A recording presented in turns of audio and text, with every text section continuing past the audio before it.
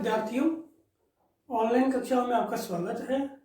विद्यार्थियों, हमने पिछले वीडियो के माध्यम से भारत में जनसंख्या के सामान्य स्वरूप को जाना था और साथ ही साथ हमने जाना था कि भारत की जनसंख्या का वितरण असमान है और भारत में जो जनसंख्या है वो विभिन्न भौतिक आधारों पर असमान रूप से बसी हुई है और इसी आधार पे भारत के कुछ भाग तो ऐसे हैं जहां पे सघनतम जमाव देखने को मिलता है और कुछ भाग ऐसे हैं जहां पे जनसंख्या जमाव की विरलता देखने को मिलती है। हमने ये जाना भी था कि भारत में जो मैदानी भाग है उस मैदानी भाग में आपको सघनतम जमाव देखने को मिला। उसके बाद हम देखें तो हमारे तटवर्ती प्रदेश है, यहाँ पे आपको जमाव देखने को मिला। उसके बाद हमारे पठारी भागों में जमाव देखने को मिला और उसके बाद आपके जो पर्वतीय क्षेत्र है वहां पे जमाव देखने को मिला।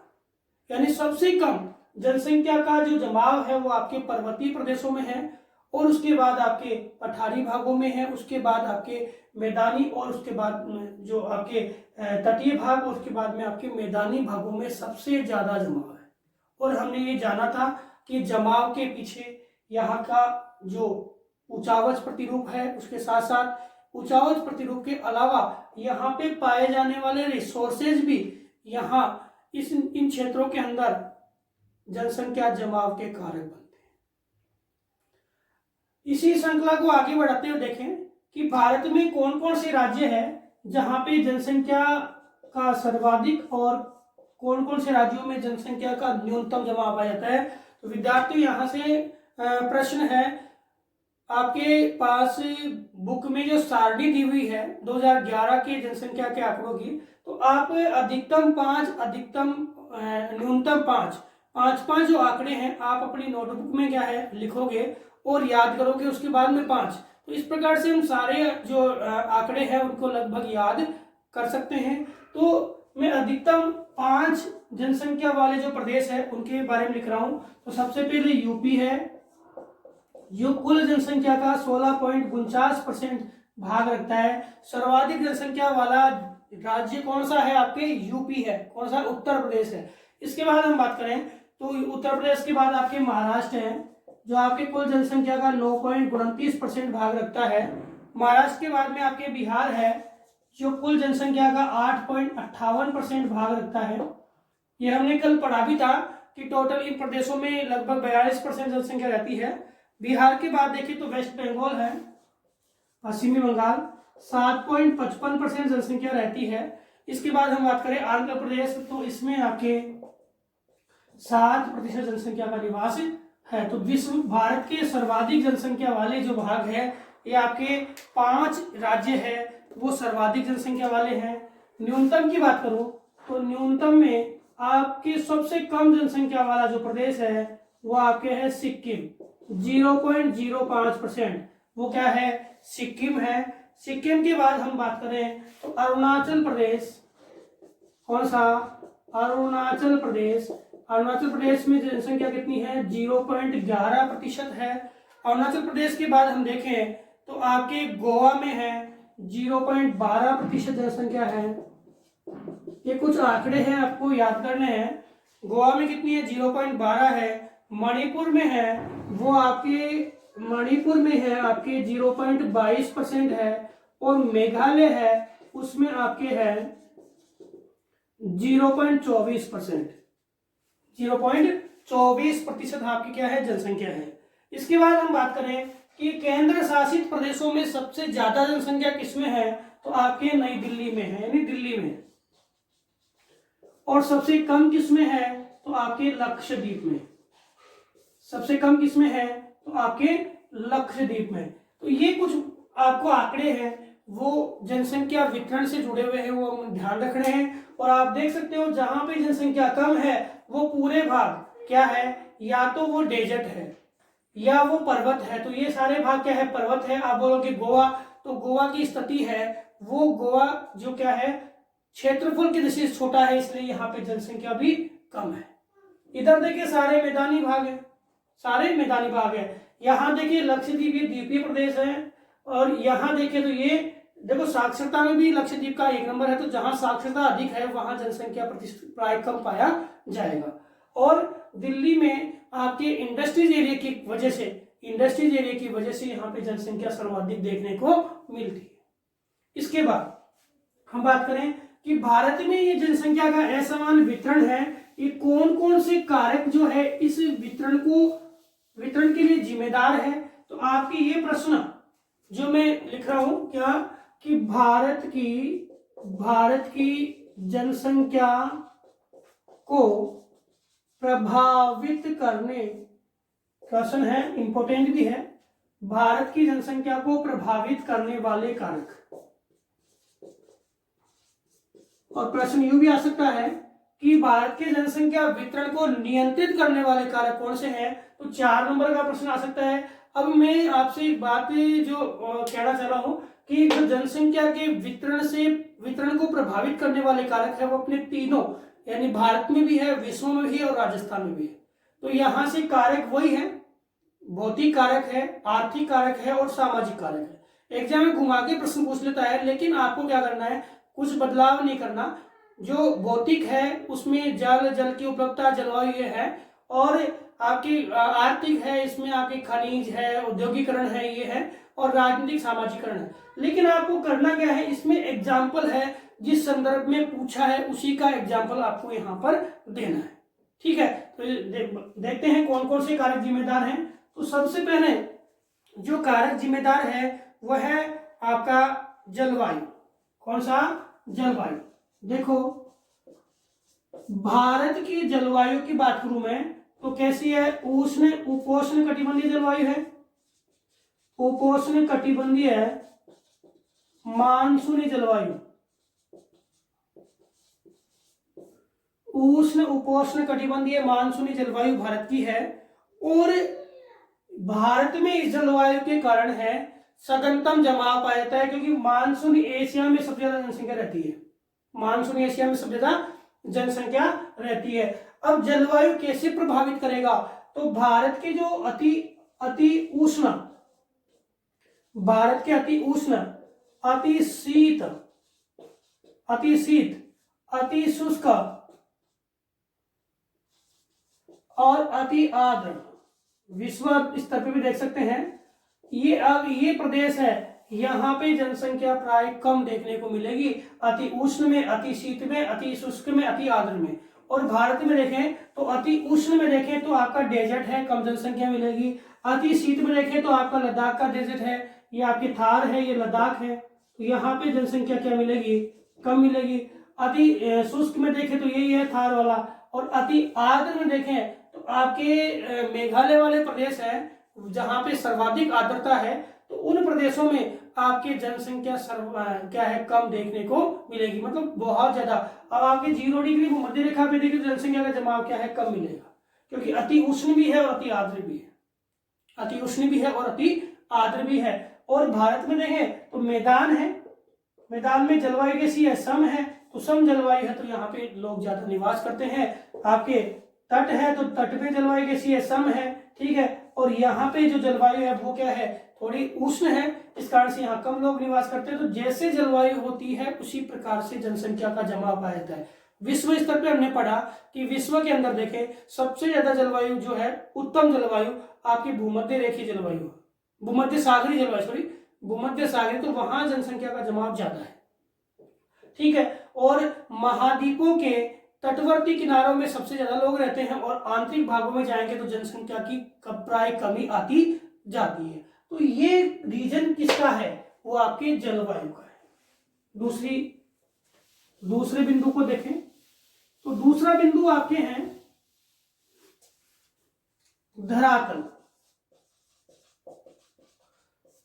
समझना कि धरातल की उच्चावस्था, अभी हमने पढ़ा कि मैदानी भागों में सबसे ज्यादा लोग रहते हैं। कारण क्या है, क्योंकि यहाँ पे ये लोग हैं अपने निवास को आसानी से प्राप्त कर लेते हैं।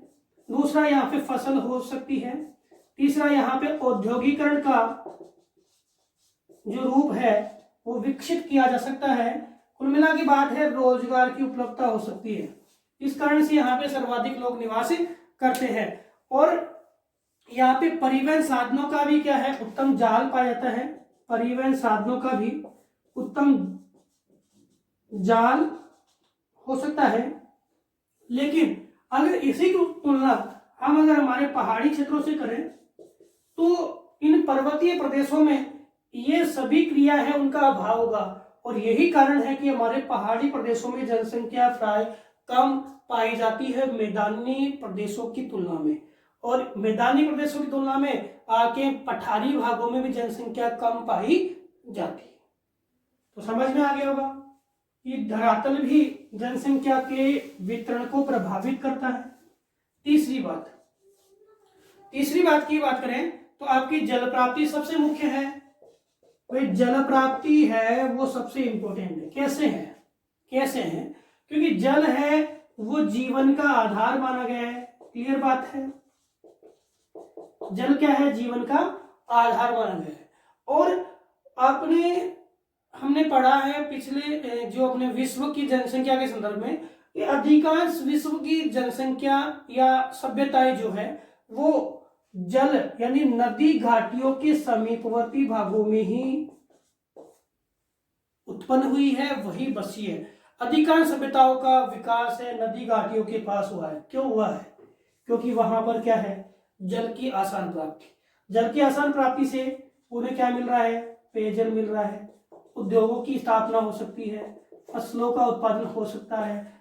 ठीक है, तो और ये सारे रोजगार के कार्य है वहां पर हो सकते हैं आसानी से। इस कारण से जल प्राप्ति के स्रोत है वहां जनसंख्या का जमाव ज्यादा पाया जाता है। और जहां पर जल प्राप्ति के स्रोत नहीं है, लोग है वो एक स्थान से दूसरे स्थान पे जाते हैं जल प्राप्त करने के लिए, तो वहां जनसंख्या का जमाव कम पाया जाता है। ये बात। इसके अलावा हमने एक उदाहरण पढ़ा था कि गुच्छित बस्तियां या एकाकी बस्ती।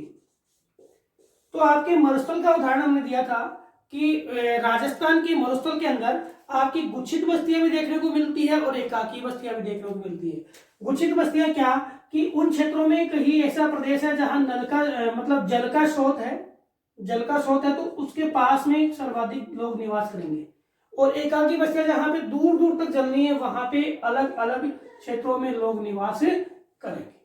तो दोनों प्रकार के प्रतिरूप आपके कहाँ देखने को मिलते हैं, आपके जल प्राप्ति के स्रोतों में आपके क्या सर्वाधिक लोग निवास करते हैं, और राजस्थान में डेजर्ट में दोनों प्रकार के एकाकी और गुच्छित दोनों प्रकार के प्रतिरूप आपको देखने को मिलते हैं। इसके बाद हम बात करें खनिज संसाधन। देखो खनिज संसाधन को हम जनसंख्या के जमाव या जनसंख्या के वितरण का आर्थिक कारक मानते हैं, आर्थिक कारक। और जहां पे संसाधन खनिज संसाधन है वहां क्या होगा, खनन होगा, तो वहां पे लोगों को क्या मिलेगा, रोजगार के लिए लोग आएंगे और क्या होगा, जनसंख्या का जमाव। और रोजगार खनन जहां होगा वहां पे उद्योग स्थापित होंगे, और उद्योग से कौन सी प्रतिक्रिया का विकास होगा, औद्योगिकरण। कौन सी का, औद्योगिकरण। और औद्योगिकरण के विकास से रोजगार मिलेंगे और जनसंख्या का जमाव बहुत होगा। ठीक है, इसके कारण जिन क्षेत्रों में खनिजों की पर्याप्तता है वहां पे सर्वाधिक मात्रा में जनसंख्या रहती है। इसके बाद हम बात करें परिवहन सुविधाओं की। तो जहां पे परिवहन सुविधाएं सर्वाधिक है, सामान्य सी बात है, कोई विशेष बात नहीं है, हम आसानी से इसको अपनी लैंग्वेज में लिख सकते हैं।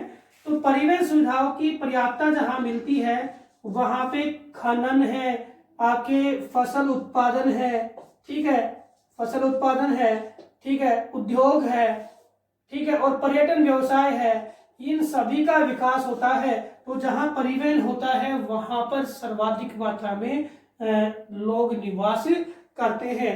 अब जो मुख्य बात है आपकी कि जनसंख्या के जमाव के लिए जो सबसे इंपॉर्टेंट बिंदु है वो है सामाजिक और मनोवैज्ञानिक, सामाजिक व मनोवैज्ञानिक कारण, सामाजिक व मनोवैज्ञानिक कारण।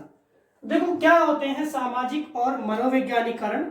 देखो समाज की स्थिति के आधार पर हम अपने निवास क्षेत्र का चुनाव करते हैं। हमारा समाज किस क्षेत्र में रह रहा है और उसी आधार पे हमारी मान्यता है वो धार्मिक है, जातिगत है, ठीक है। ये हमारी धारणा है, अपनी मनोवैज्ञानिक अपनी मानसिकता बन जाती है कि हमें इस प्रदेश में निवास करना है, हमें इस प्रदेश में निवास नहीं करना है। और उसमें मान्यताओं में हम धार्मिक है, जातिगत है, रूपरेखा, उनको हम क्या कर लेते हैं, जोड़ लेते हैं। और इसी आधार पे लोग हैं एक स्थान पे बहुत ज्यादा मात्रा में रहते हैं और एक स्थान पे बहुत ही कम मात्रा में रहते हैं। इसके पीछे सामाजिक और मनोवैज्ञानिक दोनों कारण क्या होते हैं, जिम्मेदार होते हैं। क्योंकि यहाँ पे जातिवाद है, धार्मिक परंपरा है, ठीक है, यहाँ पे कई प्रकार के जो भेदभाव है, ठीक है। ऐसे देखें तो कई क्षेत्र है वहां पे धार्मिक जो स्थान है तो वहां पे लोग ज्यादा निवास करते हैं, ठीक है। कोई क्षेत्र है जहाँ पे अपनी जाति या धर्म के लोग ज्यादा निवास करते हैं तो वहां पे लोग निवास करते हैं। तो उनकी मनोवैज्ञानिक धारणा इस प्रकार की बन जाती है कि वो उन क्षेत्रों में निवास करते हैं। और कई बार क्या होता है कि लोग हैं एक स्थान को छोड़ के पलायन भी कर जाते हैं। उसके पीछे भी कौन सी धारणा जिम्मेदारी रखती है, वो कौन सी, आपकी मनोवैज्ञानिक धारणा। इसके बाद हम बात करें राजनीतिक व आर्थिक कारक। देखो आर्थिक कारक तो मैंने बता दिया अभी कि आर्थिक कारक तो इंपॉर्टेंट है। अगर हमें रोजगार मिल रहा है तो हम ज्यादा उसी क्षेत्रों में निवास करेंगे।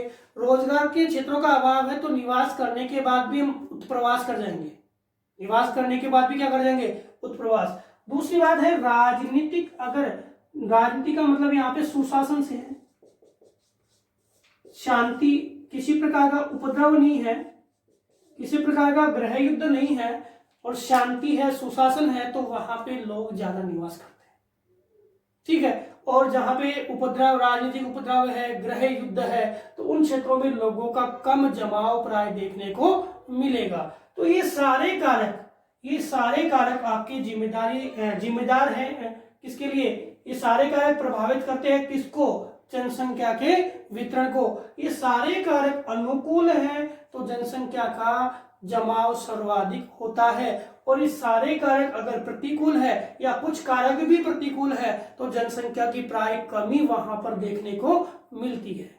तो विद्यार्थियों, हमने आज एक इंपॉर्टेंट क्वेश्चन है, भारत की जनसंख्या को प्रभावित करने वाले कारक। यहाँ पे विश्व की जनसंख्या आती है तो भी कारक यही है, यहाँ पे राजस्थान की जनसंख्या आती है तो भी कारक यही है, केवल एग्जाम्पल हमें उस प्रदेश का देना है। अगले वीडियो के माध्यम से हम इस लेसन के अगले बिंदु जनसंख्या घनत्व को पढ़ेंगे। धन्यवाद।